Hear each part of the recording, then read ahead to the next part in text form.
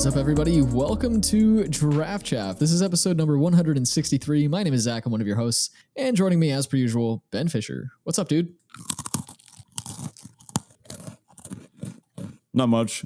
I'm just eating a magic card. Oh, is that what that was? Yeah, I'm eating a magic card. It's a long story. I'll tell you in a bit. All right. Well, on to our usual housekeeping. If you're not already in the Discord, do check that out. It's the best place to be to chat all things MTG. Come say hi and discuss your picks, trophy decks, things like that with the rest of the Chaficionado community. The link to that is in the episode description as well as on our Twitter page. Or I guess we need to start saying X page now, don't we? Oh, no. I don't want to. Don't even get me started. This guy has tried to turn. I'm getting, I don't even want to. You see, they have to take the sign down. They put the sign up and then they had to take it down immediately. So funny. Yeah. What can't he do wrong? If you'd like to support the show directly, you can do so on Patreon at patreon.com/DraftChaffPod. Huge thanks to each and every one of our patrons over there who continue to support us each and every week. We really appreciate you all. Perks over there include things like our Draft Doctor series, stickers, show notes, our pre-show recordings, and our Draft Chaff hero cards signed by us and sent to you. And one of the perks, which for some reason never made it onto this list that I read out every week, is that you also get a shout out on the show. And so this week we're shouting out Spurlow. Thank you so much for joining the Patreon. We missed you last week because we pre-recorded last week's episode because Ben was traveling, but we got you this week. So thank you so much for your support. We really appreciate it. Glad Spurlow, to have you on board. You're the best. A true chaff master. All right, on to our Cracker Draft type thing. What do you have for us this week, Ben? I've actually got a Commander Masters pack. Now, I was hoping to have a paper one. I would have, but our local game store actually, a shipment didn't make it in time, so I got to use a digital one. But maybe I'll save one of the ones when I pick it up, and we'll do a paper pack next week if people are interested. So there's a lot of cards in a Commander Masters pack. There's 20 of them. So we're gonna skim through some of the less interesting ones. Some of the junky artifacts like Campfire, it like taps to gain life or puts your commander from the command zone into your hands. Not really a playable card. There's also a Prismatic Piper, the backup commander, which you weirdly don't actually have to draft. You can just be given 2 of these after the draft if you forgot to draft any legends to be your commanders. Now here's some action. There's a counterspell in this pack. Is that appealing? It can be with the right commander, but this is a format you really have to go into thinking, what kind of commander am I going to pick up and what can I do in the format? And I'm not first picking a counterspell unless we find a commander that suits it.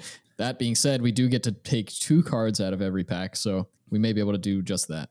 You heard it here, folks. Zach does not let counterspell. We're going to get that in writing. That's not what I said. No, Zach explicitly said that he would rather take a Renowned Weaponsmith the next pickup. One in the blue, it's a 1/3. Taps to add mana to cast equipment or artifact or something. I don't know. Artifacts or instant sorceries? I don't know. No, it's artifacts or equip abilities of artifacts. So, and then you can tap it to tutor out either Heartpiercer Bow or Vial of Dragonfire, both of which are commons in this set as well. Be kind of funny if they weren't. Heartpiercer Bow. This is like a funny little package. I forget what core set this was in, but it was a while back, like M19 or M20 or something. It was a good little package, but I don't know if it's necessarily commander applicable. Next up, we've got a Thriving Bluff. That says it enters the battlefield tapped. It's a land. It's a common. And when it enters, you pick a color of mana other than red for it to tap, and then it taps for red or one of the chosen color. So it's a tapped true duel. No other types. It's nice. It's good fixing. Yeah, well, and it's a true duel that you get to pick. Like you get red, you have to get red on this one in particular, but there's a cycle of them, and then you get to pick which the other half is. I think that's great, especially in a set like this where you may not know what your second or third color ends up being, depending on when you end up picking up that commander.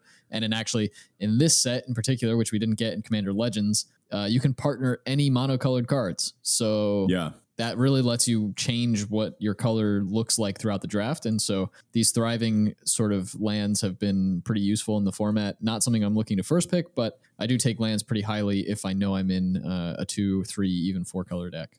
Next up, Deadly Recluse. Love this guy. 1 of the green, 1/2. It's a spider. It is reach and death touch. That's it. Green's Doomblade. Pretty much. Crows and Tuskers up next. 5 green for a 6/5. It's a boar beast. It is cycling for 2 and a green. So you cycle it, you discard it, and then you draw a card. But then when you cycle it, you can tutor out a basic, just any basic, and it goes to your hand, then shuffle your library. So this can be a 7 mana 6/5, and it can put itself into the graveyard pretty easily for reanimation strategies. But it also has this alternate mode of Divination, where it's just 2 and a green. You draw a card and a basic of your choice. So another strong, not ramp card, but it's fixing, it's graveyard, it does everything you want. You can rarely cut this from a green deck. Am I missing something? Why does this not just have basic land cycling? So you get to draw the other card too. Okay. I was missing that. Yeah, okay. Yeah, it's green's Divination. So we've got a green Doomblade, a green Divination, and a counter spell that's worse than both of these, apparently. I didn't even know that, but you told me. So we got a Haunted Cloak.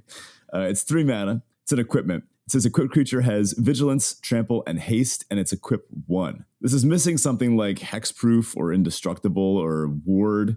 Just Vigilance, Trample, Haste is cool, but it's pretty expensive. Equip 1 is nice though. I don't know. It's whatever. I'm probably not ever playing this unless you're playing. I saw it used to quite good use in our pre-launch event. But when it was used in a deck. Actually, I was running one in a Kemba deck, which that's where it belongs. You do kind of want one in that. But one of my opponents was running it in a Zalortha deck, which I guess when all your stuff is just like 7/7s and bigger, then like giving everything haste for 1 mana is actually very effective. Yeah, okay, I could buy that. Trample helped out in that situation too. Like every card in his deck had trample. It was ridiculous. Nice. Next up, we've got Volshock Battle Gear, another equipment. 3 mana. It's a common. Equipped creature gets +3/+3. Equipped for 3. Pretty bad rate. Yeah, this is one I won't play. Yeah. We got Mirror Sire up next. 2 mana for a 1/1 Phyrexian Mirror. Still looking at our commons. When it dies, create a 1/1 colorless Phyrexian Mirror artifact creature token. So it's a 2 mana 1/1 artifact that dies into a 1/1. Honestly, there's some artifact stuff, and this is good. It's low to the ground. You'd want to be along both artifacts and like tokens of vectors. I'm sure you could build a commander pairing that cared about that, but this is pretty low impact, right? Yeah. Oh, another Campfire. That last one was foil. Again, that's the one that taps to gain life, or you can exile it to put your commanders in your hand. Not really worth the card. Unstable Obelisk is our actual next card. 3 mana, it taps to add a colorless, or you can pay 7, tap, and sack it to destroy target permanent. Same problem here. I think it's just a little below rate. It is ramp, it is removal, so if you're short on both, yeah, you can play this. But there's better of both. Now that's all our commons. Wow. What are you looking at? I don't even know. This is a format that I almost don't care about the commons in pack 1 because you're taking 2 cards out of the pack. You're almost always taking a rare or an uncommon here. So I don't know. If I had to take something here, it probably would be the land, the Thriving Bluff, and maybe the counterspell just to shut you up. No, probably it would be something like Deadly Recluse or Croson Tusker, to be honest. I agree. Now, our first uncommon here is a banger. It's Lightning Greaves. Commander, ubiquitous all-star, 2 mana, equip 0. Equipped creature has haste and shroud. Equip 0, giving shroud. That's just where you want to be. Yeah. Is this a card you run in the limited format for Commander Masters? I guess you still just want them. I don't know. I wasn't sure if it was necessarily worth a card slot when you're playing 60 cards and may not ever find it, those kinds of things, especially when you're drafting, you only get to play the 1 game. So I think so, given that there is a solid amount of targeted removal. That being said, there are plenty of board wipes too, and Shroud does not protect against those. So I don't know. There's no way to sideboard it in or out. You're right. I would always include it in an equipment deck or a deck that cared about giving something haste, or if you had like a really high priority commander. But for example, in the commander game I played last night, my commanders weren't super crucial for what my game plan was. Maybe if you don't care about your individual creatures too much, you can cut this, or you just don't want it. Yeah, I mean, there's also just like hey, if you play commander outside of this, you want it literally infinite of these. So that's true. Yeah, it's not a bad thing to just scoop up. I do tend to run them in pretty much every commander deck. I don't really build decks that don't need the commander in some capacity. So it does happen in this format, though. If you're playing limited here, sometimes you just play the commander for the colors and maybe never even cast it. So something to keep an eye on. I'd maybe be taking this over one of those green creatures at this point with the land and just kind of see what happens. But I'm not so sure that Lightning Greaves is a great card in this format. It's still good, but... Up next, we've got Meteor Golem. 7 mana, 3/3. When it ETBs, destroy a non-land permanent. It's good. Really good. Yeah, especially in a format like this where enchantments are all over the place, artifacts are all over the place. Sometimes you just don't have the cards to deal with those, and stapling that kind of removal onto a 3/3 stick is pretty good. Yep. Sometimes you have like discard and reanimation effects or regrowth effects or flicker effects. Meteor Golem works well with all of them. Next up here, we got Furious Rise. This one's in the cube. 2 and a red. It's an enchantment. It says at the beginning of your end step, if you control a creature with power 4 or greater, exile the top card of your library. You may play that card until you exile another card with Furious Rise. Pretty good. I mean, it lets you play stuff, so you can play lands off of this. And that card also sticks around. So sometimes with those exile effects, you exile your bomb and you're like, shoot, I wish I hadn't tapped out this turn and to play that 4 mana or that 4 power creature to trigger this. But it lets you do it next turn. So then, or maybe if your 4 power creature dies, I guess it just doesn't trigger again. So then you get to just hold on to that thing. Next up, this one's a favorite of yours. We got Slimefoot. Oh yeah, forget the rest of the pack. Slimefoot's a windmill slam. We're going hard on Saprolings, and we're never losing a game. There are actually a couple other things that care about Saprolings. Why don't I have a Slimefoot deck yet? Great question. Get on it. Yeah, right. Zach is making a note. Slimefoot is 1 black green. It's a 2/3. It's a fungus. It's a legend. And whenever a sapling you control dies, I should have had you read this. Each opponent loses a life, you gain a life, and then you can pay 4 and create a 1/1 sapling. Yeah. Whatever Slimefoot does. Good card.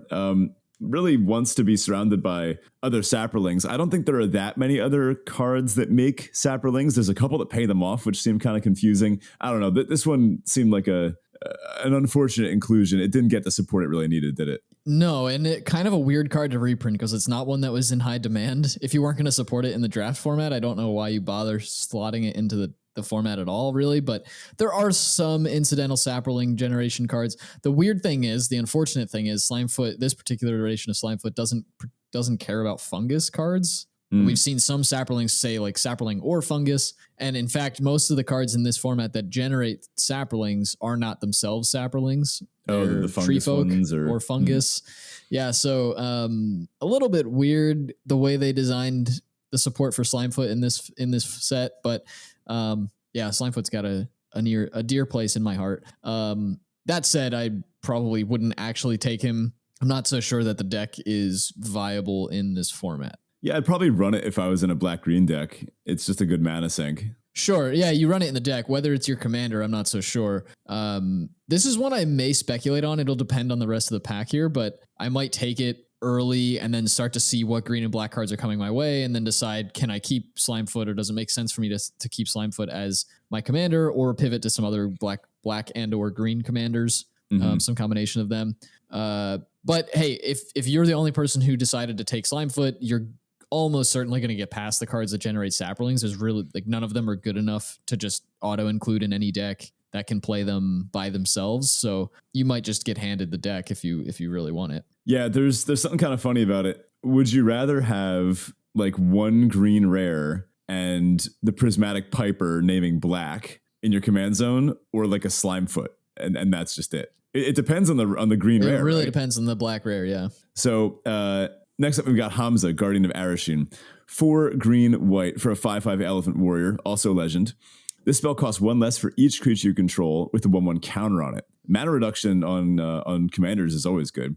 And then it says creature spells you cast cost 1 less for each creature you control with a +1/+1 counter on it. So it doesn't really give your spells convoke for counters, almost like affinity for creatures with counters on them, right? Kind of? Or improvise? I don't know. Something like that, right?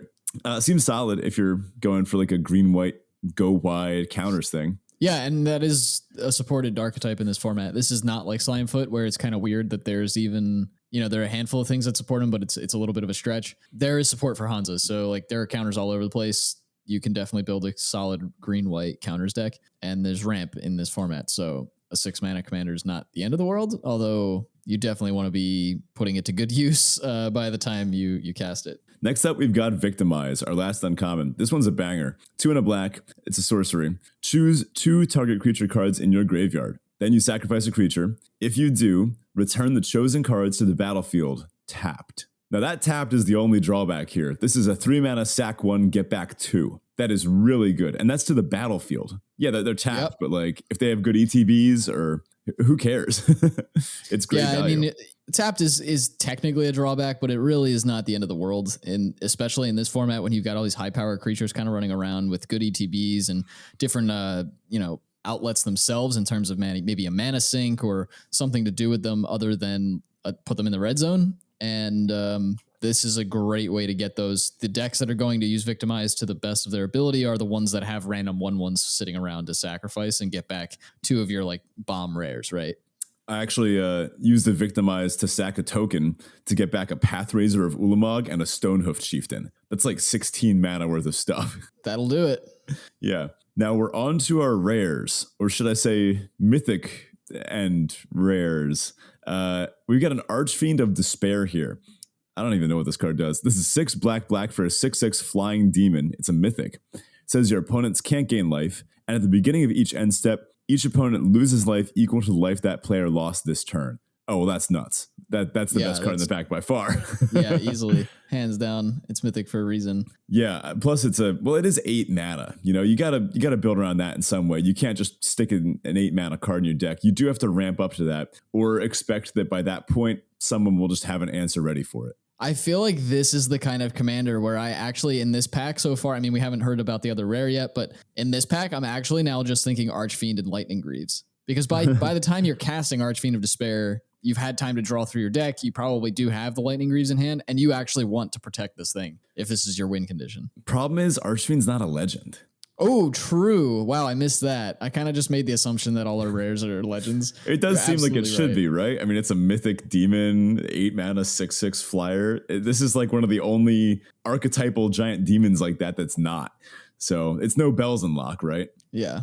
Oh, that's unfortunate. Next. No, I mean, I still think you're taking this, but that's a little bit upsetting. Let's see if we're taking our next rare too. I am, because it's funny. We've got Lorthos the Tidemaker. 5 blue for an 8/8 octopus. You heard that right. An 8 mana 8/8 octopus. When it attacks, it's a legend, by the way. When it attacks, you may pay 8, which you should have by the time it attacks. If you do, tap up to 8 target permanents. Those permanents don't untap during their controller's next untap step. And yeah, you can hit lands with that. Yep. What is going on right now? This is an episode so far where you've made fun of me for not saying that I don't like Counterspell. And now you want to first pick a blue rare that is just a big dirtily tap all your stuff down. Who are you? Look, I would do it for the meme, but I wouldn't actually take Lorthos, no. I think here I'd probably take Archfiend and Victimize. That's exactly what I'm on as well, yeah. I would maybe hope to see Slimefoot later. I don't think you have to take a commander pick one in this format, and like there's just so many legends. There are tons of packs left. Like you'll find your commanders. Worst case, you're playing 2 Prismatic Pipers or a Prismatic Piper or whatever, and you won't be thrilled about it, but hey, it'll work. But those are by far, I think, the best 2 cards in the pack, and they work well together. So this is something now you take Archfiend, you take Victimize, you start looking for things that let you like discard for value or mill yourself for value. And then can Victimize back Archfiend on turn 4 or something stupid. Yeah. You could actually go turn 1. I forget if it might be Elvish Mystic or Llanowar Elf. Turn 1 Mana Elf, turn 2 Mire Triton, which self mills for 2. And then turn 3 Archfiend. Yep. I mean, a lot of things have to go right for you to do that, but yes, you could. Yeah. But it's not inconceivable. I've seen wilder starts. I could see someone defending like Archfiend Slimefoot out of this pack. I think that's actually pretty fair too.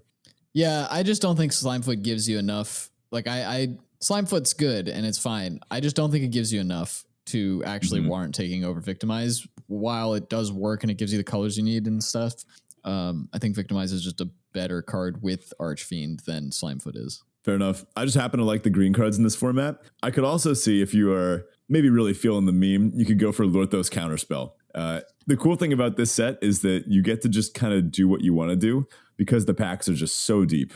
More on that when we get to our main topic. I will also say, Archfiend is definitely the best card in the pack, but I could see an argument as well for Slimefoot Victimize because Slimefoot kind of plays well into Victimize. You can generate the 1/1s that you don't mind sacking. When they do get sacked, they do the drain thing. So there is some synergy there as well that I think is pretty good, but Archfiend is really tough to pass.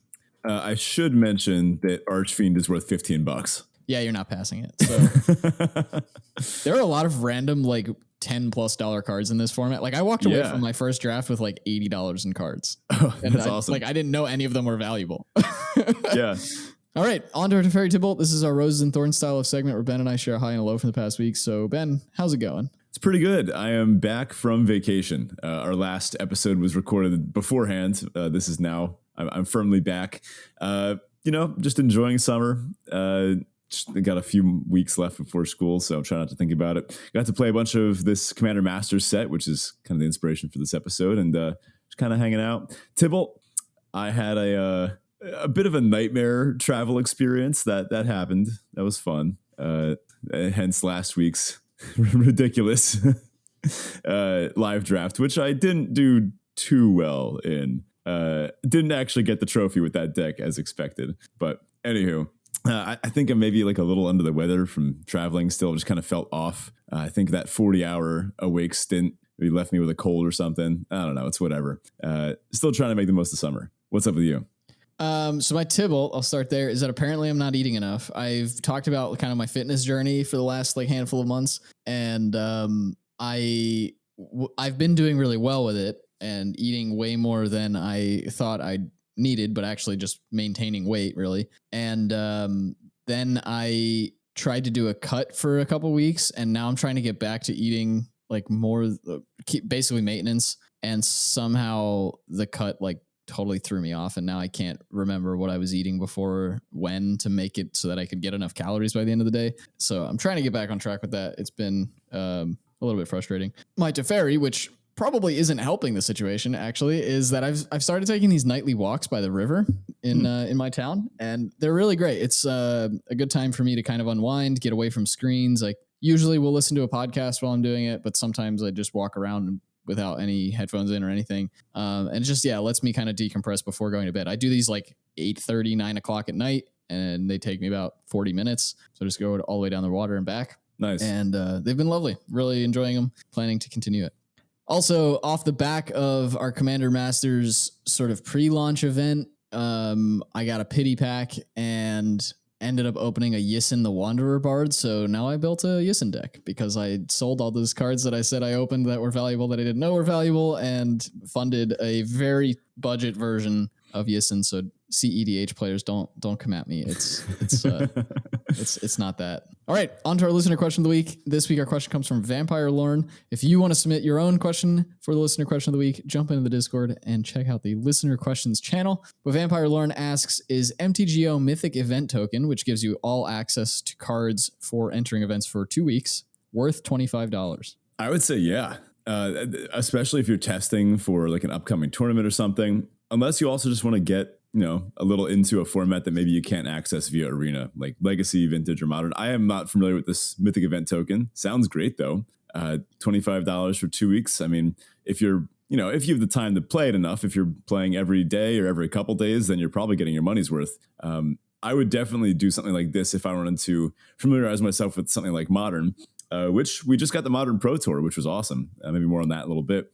But I'll probably be playing Modern in the next CQ season. So I'll probably want to do some online grinding because I can't do that on Arena. But, this event token sounds like it might be up my alley. Yeah, and I think, for those who don't play MTGO as often or maybe ever, the typical sort of pattern is that you're either testing a new deck or you want to play a deck, you'll rent the cards. So you do have the ability to do that through various third-party sources. You can rent the cards for so long, and it's usually cheaper than buying the deck, but obviously at some point you have to give the cards back. And so I think if you were going to do that, I think to your point, Ben, if you're going to test a bunch of different decks or try out different decks, rather than renting them all and dealing with having to bring the cards back and not bring them back, it's all digital, but you know what I mean? The $25 is almost certainly worth it for 2 weeks. And then also there's a question of, is $25 less than the value of your deck? And can you, if you're playing a deck that you play a lot of, so maybe you're playing something like Modern or Legacy, where you really are benefited by getting a ton of reps in with the same deck rather than switching to the best deck. I think Standard's a format where typically switching to whatever the best deck is usually the best strategy. But in these longer lived sort of eternal formats, typically you get more benefit out of getting more reps in with the same deck. So if you can make up the $25 in 2 weeks worth of events with your deck, and it's cheaper than that, like $25 is less than the cost to rent your deck, then it's definitely worth it. Sounds like an interesting idea. As a limited player, it doesn't really help very much, but I think it sounds worth it on paper, or at least in theory, depending on how much you play. All right, on to our main topic. And this week, well, Ben kind of spoiled it for us, but we're talking about Commander Masters and kind of, well, this is like the third of these Commander style sets we've gotten that are designed for limited. They're designed to be drafted, but are really built to inject cards into Commander and reprint certain cards that they don't really have space to reprint elsewhere. This is the third of those sets that we've gotten. I think Commander Legends was a pretty big hit, if I remember correctly. I enjoyed it, though I never actually got to draft it. We did do some sealed with folks in the Discord. And then there was Baldur's Gate, which I didn't play any of, but I did really enjoy Commander Masters. So, and I know, Ben, you've gotten a little bit more sort of time with Baldur's Gate than I did. But all of these sets have been very, very unique. They're very fun. They've got tons of value in them. As I just mentioned, even Commander Masters, I think, is probably the most valuable of the three in terms of the cards that have been printed or reprinted in them. And so we're kind of just going to use this episode to kind of talk through different tips and tricks for taking down your draft pot as you may or may not go through a handful of Commander Masters drafts. It's probably not one that too many people are going to do multiple of. Maybe you do one or two, just because they're on the more expensive side, but a lot of fun. So definitely recommend doing at least one. Yeah, I think I'm pretty qualified to give some tips and tricks for taking down your pod, given that I've done 5 of these events total between Commander Masters and Baldur's Gate, and I've come in first 3 times and second twice. I'm playing to win out here, you know, especially to make back my value for Commander Masters, because those entry costs are a little pricey. But hey, I've been opening some stuff to resell and make it back. Anywho, yeah, this is a very fun and unique way to draft. So for those that maybe play a lot on Arena, I think this is, if you're maybe feeling like the same old on there is getting a little stale, if maybe you've had enough Lord of the Rings and you want something new, hit up your local game store, find out when their next Commander Masters draft is, and go for it, because this is a really unique set, something that you honestly can't get online. This is something that maybe if you have some love for Commander, or maybe if you play Commander on the side, if you are someone who enjoys both Commander and drafting, there's nothing better. Like, this is one of my favorite ways to play Magic, period. Like, one of my favorite sets out there. It's up there with Vintage Cube for me in like the height of the experience. So highly recommend. I thought it'd be cool if we chat a bit about our experiences with these different ones. So I thought we could start with just Commander Masters and talk about our drafts. Yeah, and actually, I will say, just before we get into that, something that just popped into my head. You know, it would be really cool to see them try this on Arena for Brawl and set up. Yeah. I know they don't have like multiplayer on Arena yet, but it would be really cool to see them do a master set for Brawl and be able to draft it and then build your deck and do all the other thing. Anyway, yeah, my deck in Commander Masters, my first draft, I actually went into it not really knowing the set very well. I had seen like a set spoiler, so I didn't technically know what all the cards were, but you know, I looked at it once, so I definitely didn't have them memorized or anything of that nature. And so I kind of went into it thinking, how do I make this draft as simple for me as possible? I wanted to enjoy the deck I built, but also wanted to enjoy the draft process. And sometimes I get bogged down in not really necessarily knowing the set well enough. So I ended up first picking Kemba, which is the one that's I think a 3-mana 2/2 that generates 2/2 cats for every equipment it has attached to it on your upkeep. And so I took that and maybe a Kelith, which is the horse that 2-mana 1/1 horse that puts 1/1 counters on your commanders every time they attack. Yeah, the partner. Right. And so I was just like, all right, we're just going to go mono white and we're going to scoop up random equipment that everybody passes me because nobody wants them, and we'll try to make this work. And it did. I mean, I had actually managed to put together a solid mono white deck. I ended up opening a Grand Abolisher or getting past one even. I had the Pearl Medallion in my deck, which was another just great card for a mono white deck. I'm trying to think. There was something else in there that I really did enjoy as well. Can't remember off the top of my head now, but deck went really well. I mean, those decks, especially in Commander, aggro decks tend to not do very well because you've got 3 other players you need to kill. You know, time is kind of aggro's biggest enemy. And so when you're giving everybody time to build out their boards and everything, aggro decks fall behind pretty quickly. And so that's exactly what ended up happening. Out of the gate, I was the clear aggressor. I was the clear quote unquote front runner in my pod. And so I was hitting people pretty hard, really trying to go in for commander damage just to end the game quick. About turn 4 or 5, I flooded out really badly, so I ended up with like 15 lands on the battlefield, and that wasn't where I wanted to be in mono white. But not really. By about turn 5, my opponents started to turn the corner. They played creatures that were big enough I couldn't attack through, and things started to just basically go downhill from there. My opponents were playing this Scion of the Ur-Dragon, mostly just for the colors. It was really a Grixis deck. They did actually get to cast the card though, and then I had to Darksteel Mutation it because no. Casting the Ur-Dragon, that's impressive. With double Opal Palace, so it had 2 counters on it, so it was like a 12/12 or something stupid. Sure. Yeah.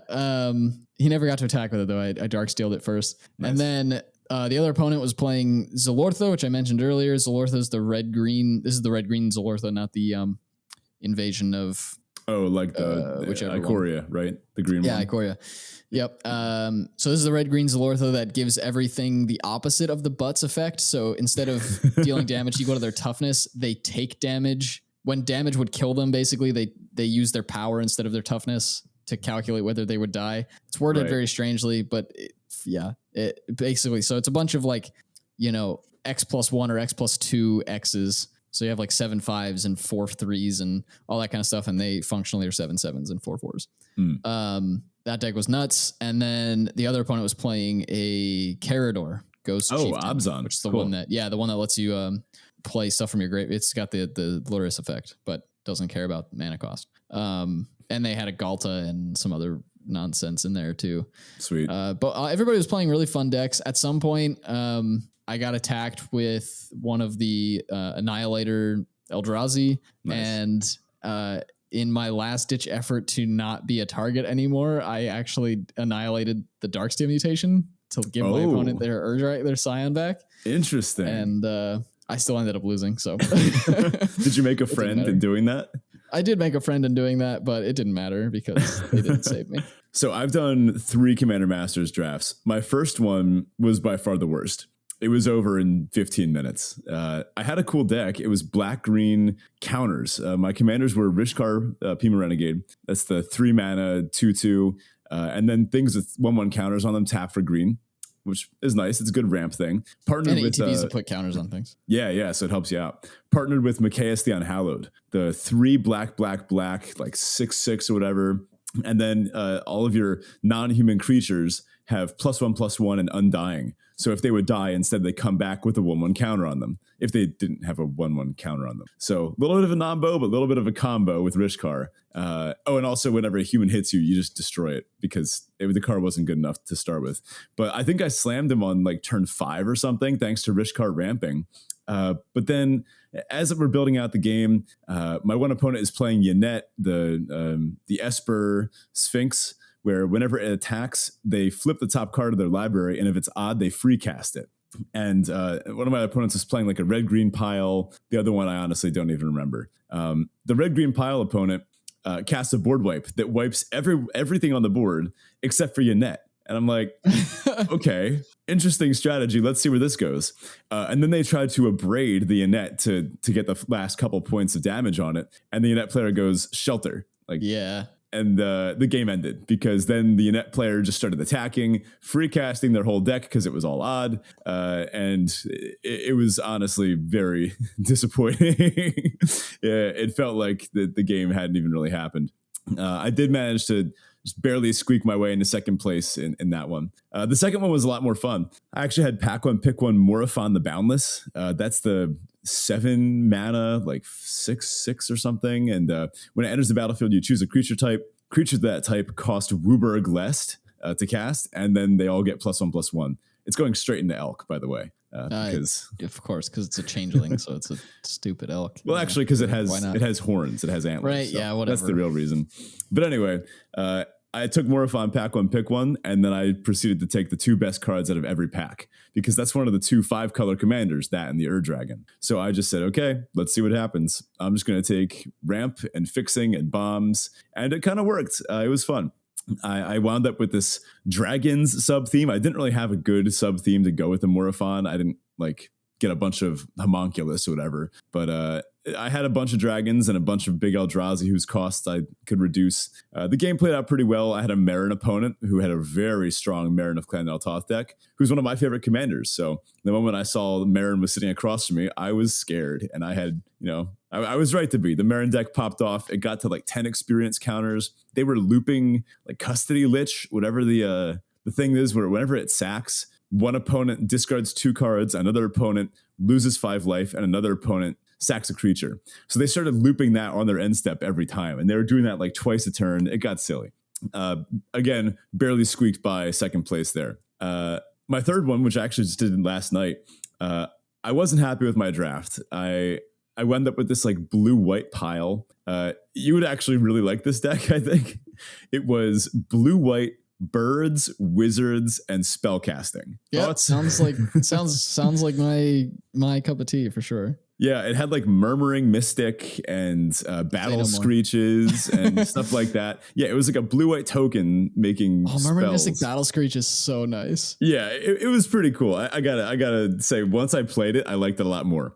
But my commanders were Sephara Skyblade, which is like an 8-mana 7/7 lifelink, and then other flyers have indestructible. But you can cheat her out. You can pay a white and tap 4 flyers to cast her just from wherever.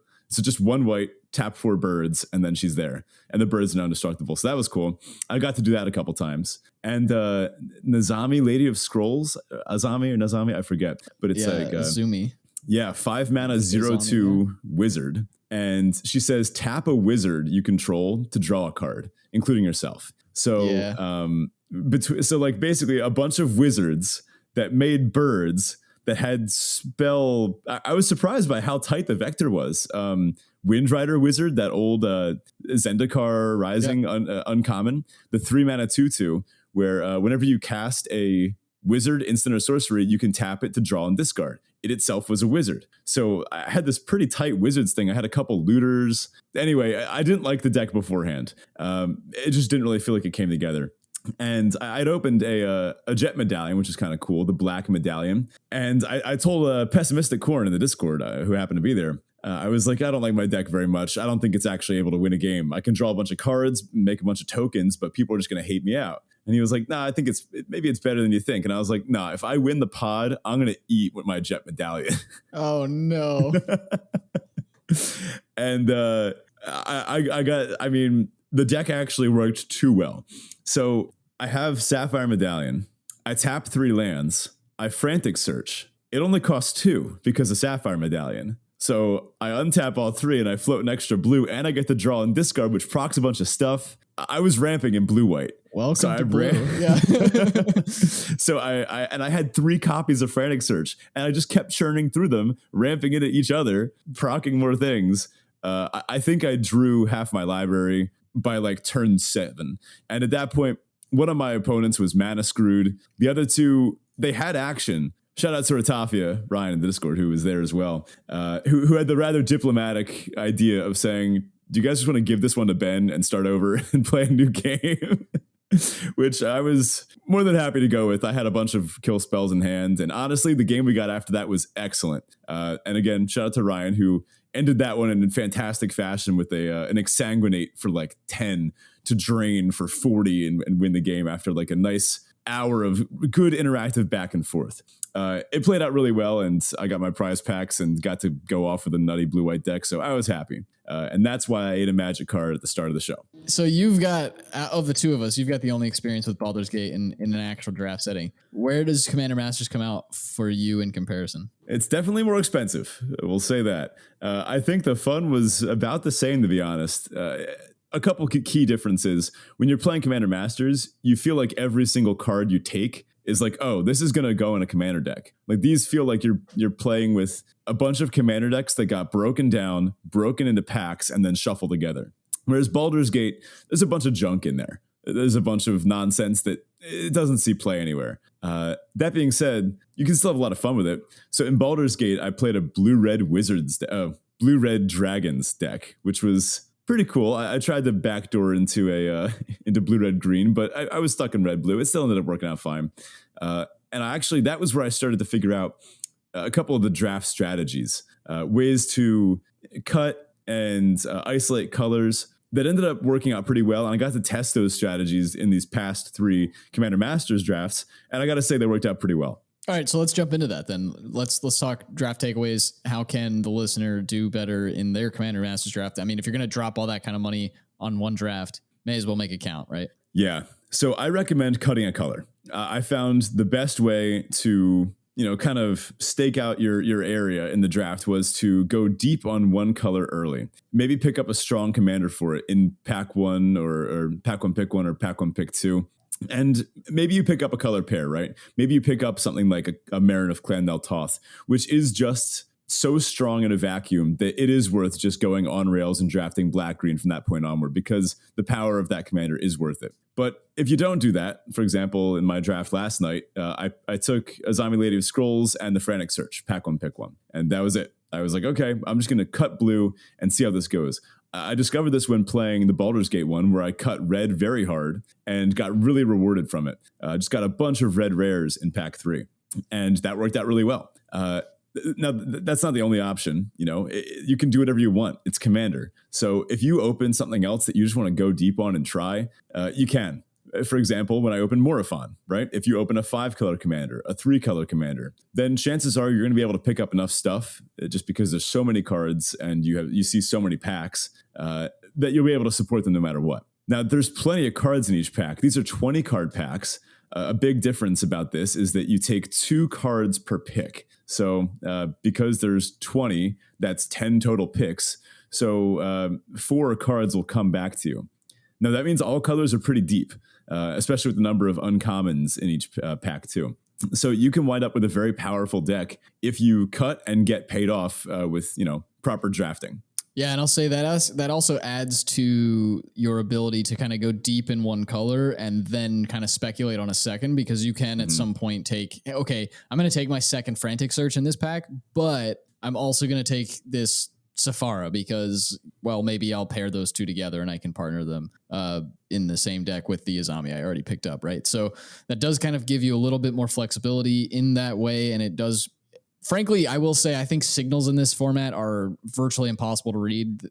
Unless your opponents are really heavily cutting a color as well. I found that signals were really difficult to find because the packs are really deep. There are tons of cards in them, and it can be kind of difficult to figure out what your opponents are doing exactly. You may be able to figure out what colors they're on, but what they're actually doing can be a little bit more difficult. Yeah, I actually found myself a couple times fanning out the entire pack in front of me and thinking, what looks like it was taken from this, or what looks like nothing has really been taken from this. Sometimes you might see like 1 or 2 good black cards, but maybe there's like 3 or 4 good green cards. Another side note, you can speculate with these tight EV picks, where at one point yesterday I was cutting blue during that pack that I described, but then maybe pick 3 or 4, I took a blue card and a Kodama's Reach, just because if I wound up in green, having a Kodama's Reach, which is a really strong ramp spell, is just that good. Yeah. Also keep an eye on the money cards, because if you're looking to get your value back, it's probably easier to do it by just picking up cards that are worth money than it is to actually win your pot. So, and it depends on the store you play at and how pricing all works out. But there is a lot of, and we'll see how the value changes as the packs get opened, right? But a lot of these cards have been quite valuable. Mm-hmm. Another little, I guess a big note: draft a Vector. If you're taking for example, an Izami Lady of Scrolls or whatever, take a bunch of Wizards after that, right? Don't just take a bunch of blue cards that don't align with it. I would take Wizards over maybe comparable to slightly better power cards, because I would always have access to that Lady of Scrolls, where I wouldn't always have access to, I don't know, whatever powerful non-wizard cards I could get. I knew that by drafting this Vector, plus with this one, this is a great example because it's so strong. All you need to do is cast her and then tap your board to draw a bunch of cards. Even with other ones, for example, when I had the Mikaeus the Unhallowed, I was taking cards that looked like they had good ETB synergy, or maybe self-mill, ways to reanimate, things that cared about dying and coming back. Yeah, I'll say that also kind of not kills, but it does alleviate some of the pressure of coming into a format with a ton of cards you may never have read before, having to decide on, it's a little overwhelming. You're taking 2 cards a pack. And again, a lot of the cards are new and have a lot of text on them and all these things. If you're drafting a vector. I feel like drafting a vector, and maybe we can do an episode on this at some point. Drafting a vector is like a good version of drafting on rails. Almost, like it does help you kind of make those decisions and use less brain power on the decisions you have to make about which cards you're taking in each pack, because you're really just looking for, okay, what's going to go well with the cards I've already picked and what's powerful in the pack. So drafting the medium way, if you will. Yeah. Another note about this, the Prismatic Piper. So you don't ever have to draft the Prismatic Piper. You can just take 2 of them at the end. Someone will have opened them and no one wants them. You get to pick a color for it to be. You can basically set 2 Prismatic Pipers to be whatever you want. You can partner them however you want to do it, or you can partner a Piper and some other monocolored legend. One of the best decks I saw in all 3 of my nights playing Commander Legends had 2 Prismatic Pipers as its commanders. This person maybe just didn't really have access to a good blue-red commander, but they had a bunch of good blue-red spells, a bunch of Murmuring Mystics and similar effects, a Talrand, and then a bunch of red card draw and exile effects. It was impressive. And I got to admit, when I first saw 2 Prismatic Pipers, I kind of wrote them off, and I shouldn't have. So you can just take and play 2 Prismatic Pipers. I'm confused why they didn't just pair 1 Piper with the Talrand, but okay. Oh, huh. Sounds like I didn't even think of that.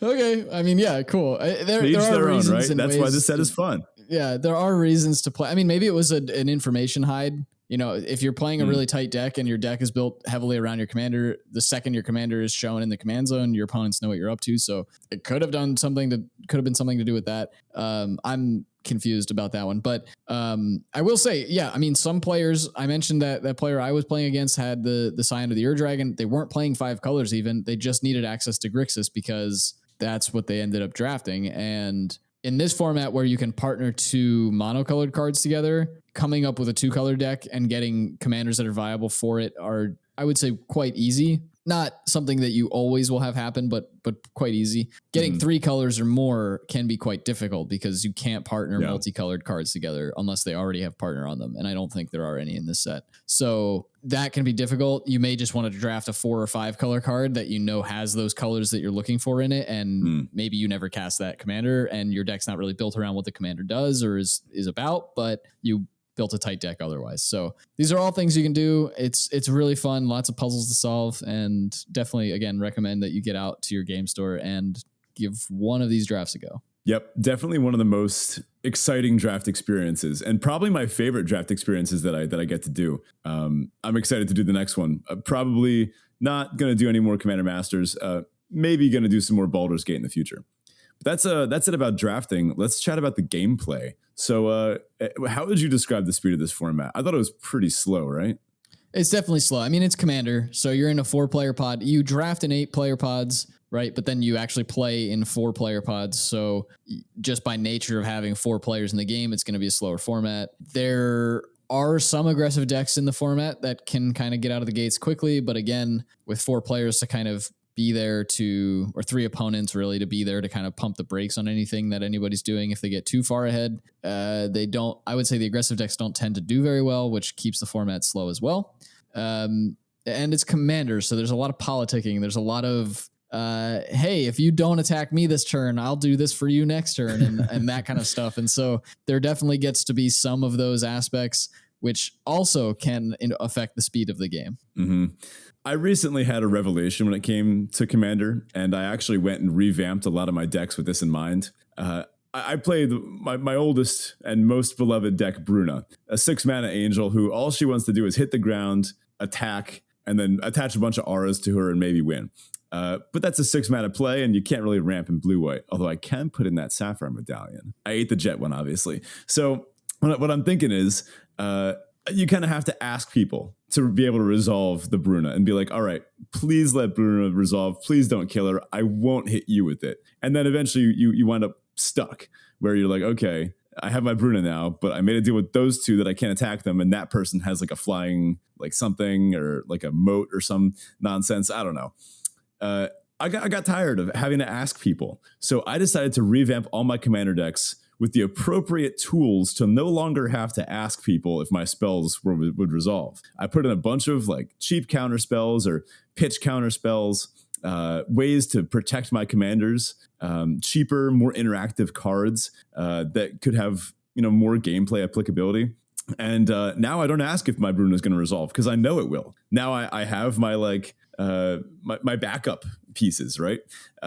Same with a bunch of my other decks. I made changes so that I had the power to back up what I was doing. I recommend that's what you do for this set, because when you do play this, yeah, it's a fun game of Commander. But if it's like our local game store, you're also playing for prize packs. And, I like having fun in Magic, but I also like having fun and winning in Magic. So when I've been building my decks for Commander Masters and Commander Draft in general, I am trying to spike with the most powerful stuff I can get. That means cheap interaction. That means stuff like counter spells, protection spells, shelter, right? That play I described earlier where that player sheltered their Yonnet won them the game.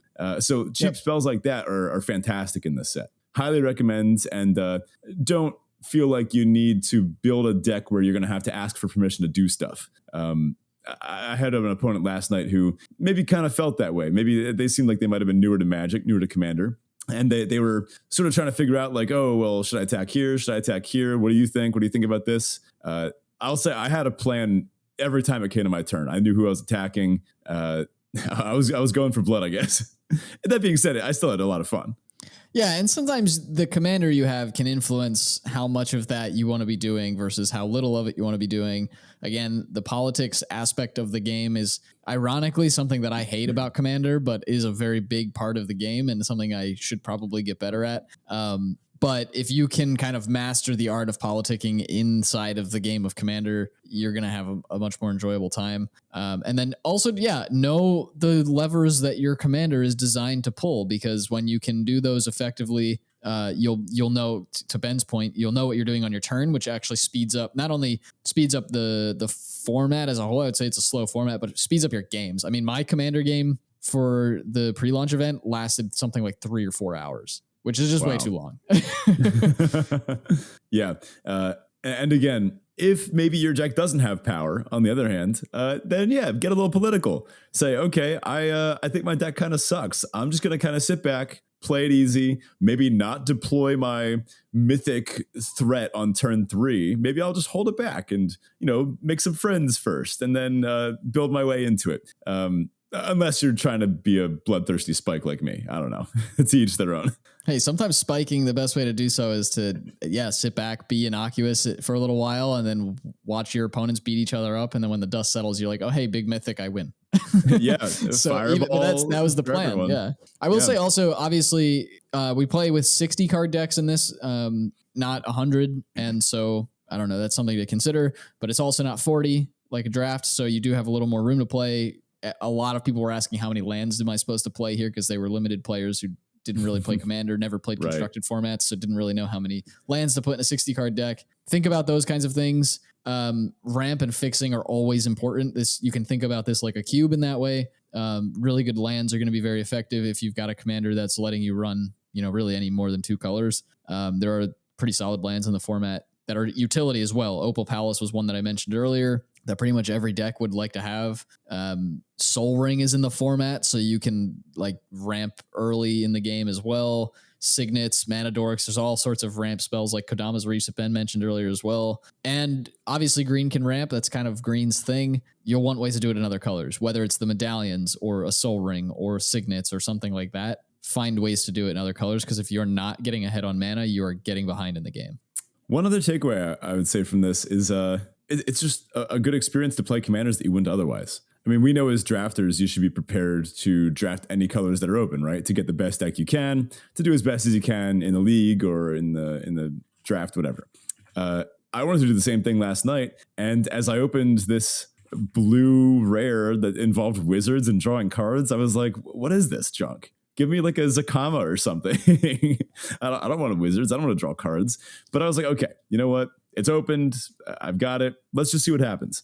And I wound up with a deck that was both very strong and very fun to pilot. I drew half my deck. It was fun. And that kind of opened me up to, well, maybe I could be a little more receptive to this. Maybe I will make a mono blue wizards card draw deck. That sounds kind of fun, right? People hate me off the table immediately? Maybe, or maybe I just play a bunch of counter spells and they can't. So I'll say when you go into these drafts, be prepared to draft anything, even if it's not just your thing. Sure, you can force your favorite 2 colors if you want to. More power to you, right? You can just prismatic piper it up. But I had a great time drafting something that I didn't expect to, and at first didn't want to. So let's chat about the value of these sets, because if you're going into them, you want to walk away with something, right? Now, Baldur's Gate boxes, these go for about $100, at least on Amazon or local game stores. Now, there's not a lot of value in these. There's maybe 20 cards over $5. The Mythic Dragons are up there too. But there's a handful of fun Commander, Cube, casual cards in there. You can walk away with some stuff. I think the best way to play out a Baldur's Gate box is to just find 8 people that are really into it, that you want to sit down and draft with. Split it up. What is that, like $12-ish a person? Something like that. Split it up, call it a day, and then it's pretty affordable. You get to do a whole Commander draft for under $20 by the time the dust settles. And then you could also maybe even do it for sealed if you can't get 8. Baldur's Gate is a perfectly fun way to do this on your own if your local game store is not hosting this. Now, Commander Masters drafts.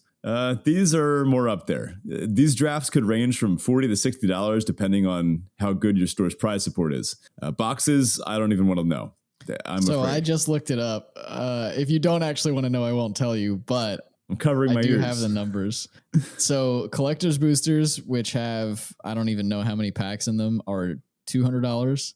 Draft boosters are currently $270 a box. Jeez. And set booster boxes are $340. Also, I'll throw out there, each of the commander decks, the pre-con commander decks, are over $60. 2 of them are over 100. What?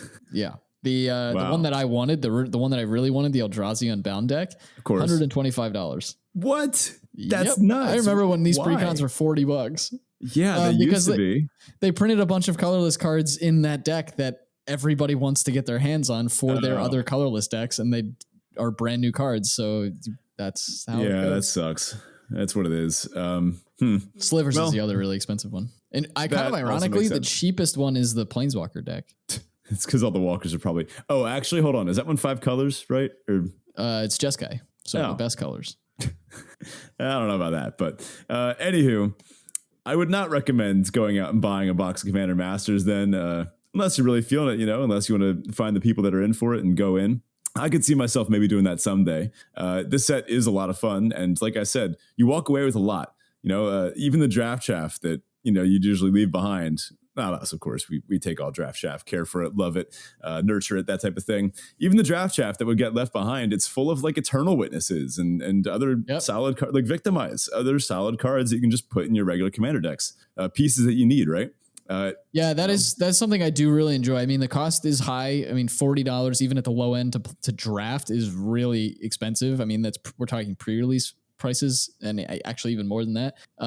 The EV in the set, I haven't looked at like MTG Goldfish yet to see if the EV for the set is actually worth a box, but there are a bunch of cards, even if they're not that valuable. There are a bunch of cards that, like Ben mentioned, you will just want to put in your decks. And so I walked away with a new commander and actually quite a few cards. One of the cards that I happened to just draft in one of the packs that didn't have enough white cards for me to double pick white cards in the pack was a Freyalis, which I will be playing in my Yissen deck. So that, I like, you walk away with a bunch of cards that will fit your deck or any of the commanders. I mean, most commander players have more than one if you've been in it for any real, length of time. So you'll walk away with Soul Rings. You'll walk away with Lightning Greaves. You'll walk away with all these staples that you will run in every commander deck you'd ever play. Mm-hmm. And so even if you don't make your money back, you do have stuff that you're like, I got actual value out of this other than financial value, because a lot of times when you get prize packs and you open them and then it's just like, oh, these are all duds. Okay, I guess they're going in the chaff bin.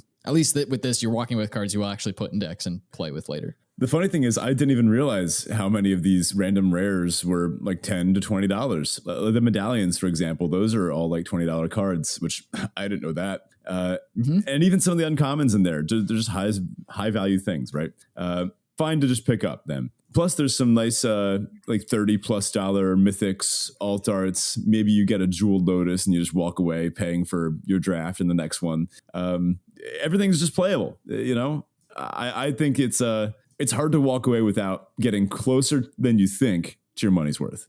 Yeah, and again, I would say maybe don't. If you're curious about whether something is valuable, look it up. Don't just necessarily rely on the people around you. One player I had asked, like, oh, hey, I opened this Grand Abolisher. Was this a valuable card? Is this still a money card? Because it used to be quite expensive. And they're like, no, I don't think so. It's like less than $10 or whatever. It turned out to be over 20. So, you know, do your due diligence. But there are a significant number of cards in this set that are over $10. Now, last but not least, maybe most least. No, less most. No, less least. Most. The fun of the draft. You got there. Yeah, I think so. Would you say you had fun? Yeah, definitely. Outside of the gameplay, like my particular game taking 4 hours and playing a deck that got outclassed quite quickly and then really not having anything to do for the rest of the game, watching my opponents play was really fun. More like even just that. So actually playing the events, very fun. Again, you have such wacky experiences because these commanders are like not as tight as you would normally see them if you're playing real commander. And so there are just some cool interactions. You're like, oh, I never would have thought to do that with that commander, but hey, I was forced into it by this draft and it worked. So lots of really fun, unique experiences that I would say work really well. And then you get that extra little added bonus of being able to partner any monocolored cards that would let you build commander decks you never could in Commander. Yeah, I thought that part was really cool. I also had a lot of fun. I think last night was the one that I had the most fun. I think the peak of the fun was when the table agreed that they couldn't beat me with their collective efforts combined. That always feels pretty good. But honestly, a lot of the fun too was during the draft. I know I'm playing Safara as my white commander, and I'm trying to scrape the bottom of the barrel for like, all right, does this 6-mana 3/3 have flying? Yes, it's going to the deck. Like trying to just get as many flyers and wizards as I could. It was a good time. Plus, I think the draft really sold it for the fun for me. Getting these 2 picks per pack is just such a unique experience, and you can't really get it anywhere else besides Commander Draft. I hope they continue to make these Commander draft formats just for the drafting portion of it. That's where I have the most fun. Yeah, definitely. Another little side note, because there's 20 cards in a pack and almost nothing wields, sometimes you wind up with like more unique piles than you can get otherwise. I guess it's just a break from the usual signal reading of typical draft, where you just kind of throw it all to the wind and you say, all right, whatever comes my way. I'll take the best stuff and see what happens from there. And a final note about this, these decks, they do feel like commander decks. I even mentioned to some of the folks that were there last night, I would keep my deck together, my Safari Lady of Scrolls deck, Safari, whatever it's called. That actually worked. You kind of just mashed both their names together. I did, yeah. That's it now. Safari Lady of Scrolls. I'm just going to keep that deck together. And because some of us were split into different pods, but we agreed, hey, these were fun decks. Let's just keep them together and gen the next time we're all in the same place. So if you got your mono white deck, you should keep that sleeved up too. I think I do still have it sleeved up. Although I sold off a bunch of the cards that are in it, so some of them aren't sleeved up. You can proxy that Grand Abolisher. It's fine. Well, that about does it for us this week. Thank you so much for listening. Again, if you haven't already, do check out the Discord. It's the best place to be to chat with us and the rest of the Chaficionado community. Link to that is in the episode description. And if you'd like to support the show directly, you can do so on Patreon at patreon.com/draftchaffpod. Huge thanks again to everybody who continues to support us each and every week over there. And again, Spurlo, thanks so much. We really appreciate you. And maybe some updates coming to the Patreon. Ben and I have our big content meeting coming up. So maybe some stuff to keep an eye on over there coming out of that. Otherwise, if you want to find us on social media, we can't say we're on Twitter anymore because it doesn't exist. Let's be honest, now. It does. It's still Twitter. But yeah, you can find us over there at Draft Chaff Pod. Thanks, folks, and we'll catch you next week. The end. What does a jet medallion taste like? Kind of like pretzel, weirdly enough. The end of Logan, where there's like the cross upright and then it gets turned sideways into the X. Yeah. That just popped into my head for no reason. Can't say why. But speaking of good movies, I did the full Barbenheimer. Ooh, I still haven't seen either of them, so careful with your thoughts here. Oh man, I am shocked you didn't see Oppenheimer at least, dude. You're gonna. I haven't had the time yet. Yeah, I know. Yeah, it is something else. All right, we'll do another one next sign off once you've seen a couple of these, but both are excellent. Listener, if you're a fan of that alternate universe movie review podcast, I don't know. We listen to that sometime. It's pretty good. I forget what those guys are called. I feel like they'd be good at Magic though, whatever it was. Anyway.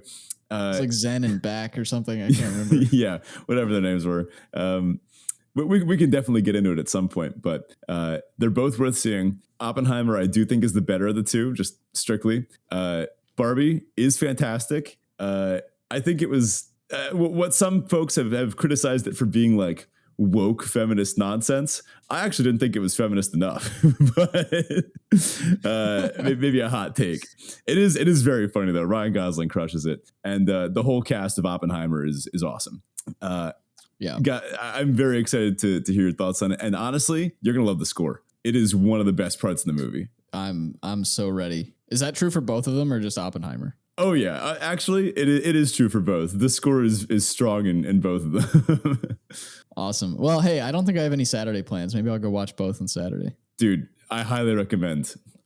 We saw Oppenheimer first. I don't know if there was a whole discourse about which was correct to see first. I still don't know. Having seen both, it depends if you want to be left with a feeling of I don't know, love of humanity or failure of humanity. We'll have to figure that out. Yeah. Which do I want?